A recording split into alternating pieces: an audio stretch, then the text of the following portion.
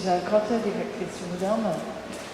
On est absolument ravis d'avoir avec nous aujourd'hui pour cette conférence et aussi pour l'inauguration de l'exposition. Plus tard aujourd'hui, l'artiste Jeff Wall. On peut voir comment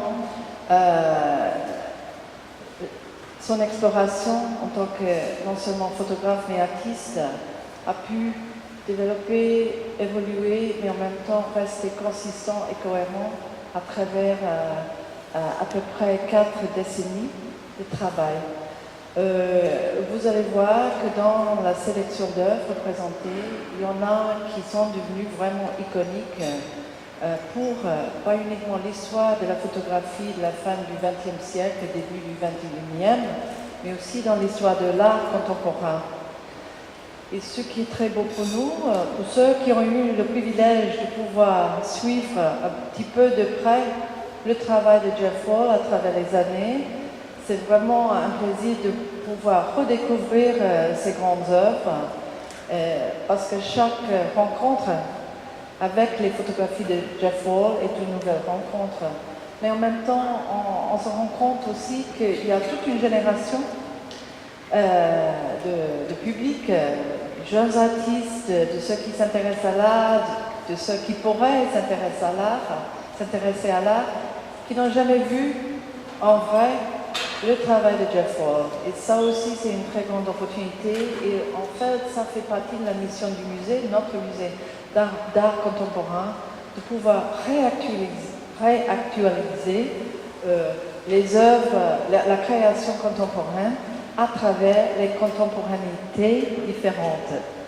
Sometimes it takes me a very long time to make something, sometimes it does not take a very long time.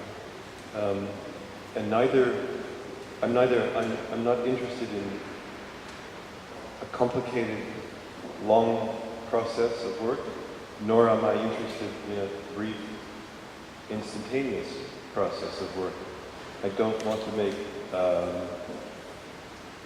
a decision or a preference for any of these things. What I like about the openness, what I consider the openness of the cinematographic, is that you do not need to be devoted to any actual practice or direction of photography. Because I've made photographs in the street just like Robert Frank did. I've made landscapes or cityscapes just like hundreds of photographers have done. Street scenes, still lifes, etc. that were made just like any photographer would do and might have only taken a few minutes to complete. I consider that to be an equally interesting method or approach to other pictures which you can also see in the exhibition, which took maybe months and months or even longer to finish because of this or that technical aspect. Mise en scène can be anything. It can be as simple as asking an individual person to walk by you with your camera at a certain moment of the day, which essentially takes a few minutes. That is already mise en scène. The photographer who just took my portrait for Le Monde a few minutes ago, we engaged in a mise en scène. He asked me to do certain things and I tried to do them. We'll see how that turned out in the newspaper, I suppose. But that is already mise en scène. Most photography actually is a kind of mise en scène. If you get your family together on your birthday and get them together and take their picture, this is a mise en scène. It's very, very simple. It does not necessarily involve a lot of elaboration, but it's open to that when it's necessary. So, for example, in the exhibition, there are a couple of pictures that, of course, took a lot of work, construction, even an effort to do, like the picture I made after the novel by Ralph Ellison, After Invisible Man, in which there's a scene in a room that I had to construct entirely construct, because of course that place never existed. It was only described on a page of a novel. That elaboration was extensive, but I don't consider it really different in kind to the simplest sort of mise. I can remember vaguely, sometime quite far in the past, I was going to an exhibition of the classic exhibition of photographs, that is, pictures in frames about so big, hung on the wall.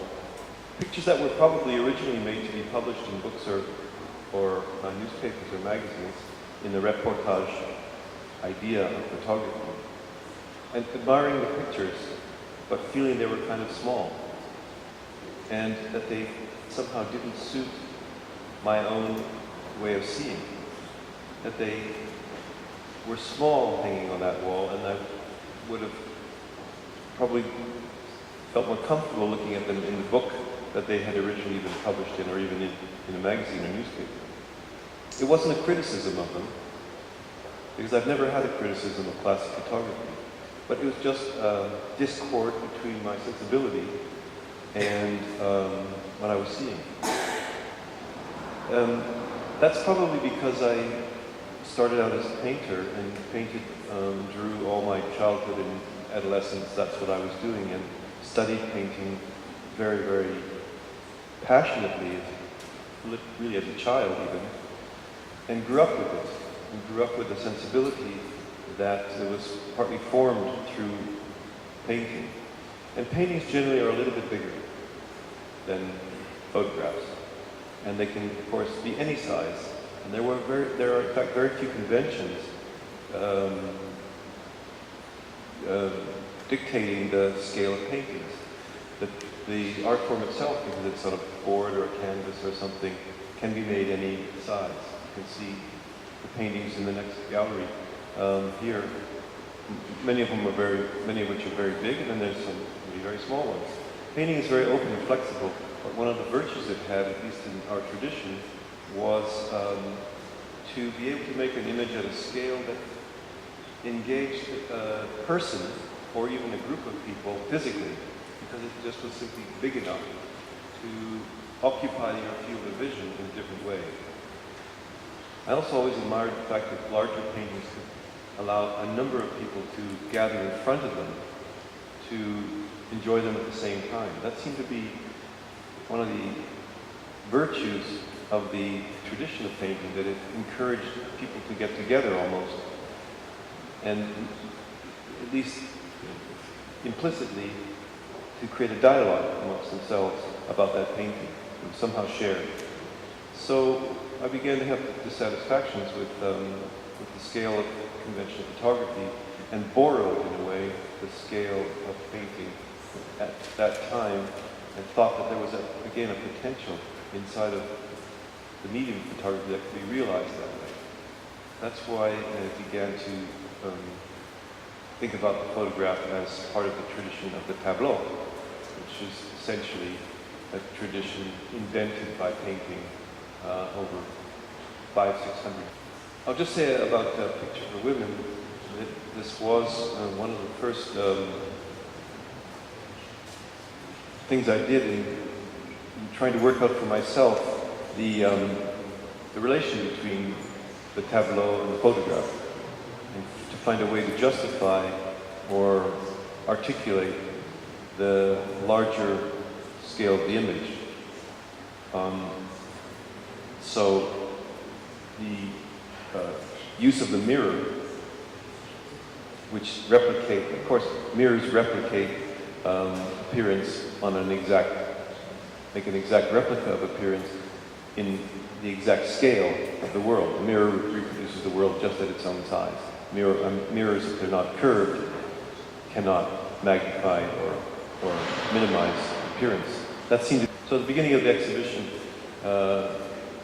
we, or they, the curators more than I, wanted to emphasize the aspect of the interrelationship of photography, or at least my photography, with different art forms like painting or even architecture, imaging, other imaging. And so that room is, in a way, a little bit more inwardly directed towards photographs that talk about themselves, or at least about how images can be or can be made. But most of my time has been spent not doing that sort of thing, not trying to mirror back what photography is in any conscious or direct way, but to look, as I said at the beginning, to look outward at the world as a typical photographic approach, to look at things that are not art, that are not artistic, and in a way not to look at myself, or myself as the surrogate artist figure, but to look at other people and other things in that sense of realism. So if I think of myself, as I see the show I see the time that's passed in between earlier and later things, I see that I've concentrated more and more on looking away from art, trying not to bring that into the discussion, but to hide it so that the picture shows us something else, and the artistry of it, in a way, is secondary. But of course, that doesn't always really work. So, for example, in the very last room, you have a picture like Mask Maker, which shows a young man decorating his own mask, looking at the reflections in his shop window in the street. This is somebody I saw. This is a reconstruction of something I saw on the street, and was very struck by his gesture of inventing his own disguise in public. Of course, it's an artist figure in the end, and so it comes back, even though I had no intention whatsoever of allowing that to be. It was something as I said, I've been trying to avoid. The relationship between artifice and the actual it seems to me unfathomable, to use an English term. It's not something that we can really understand. It almost seems like one of those Kantian categories, like time and space. We are in it, but we can't know it. And maybe that's one of the reasons that pictorial art has survived and probably has survived and will continue, because we can't really understand that relationship. Sometimes something that is utterly artificial and false has that ring of actuality that can only happen under the circumstances. That's probably essentially what we call the arts. It's something that we won't exhaust and won't even try to exhaust.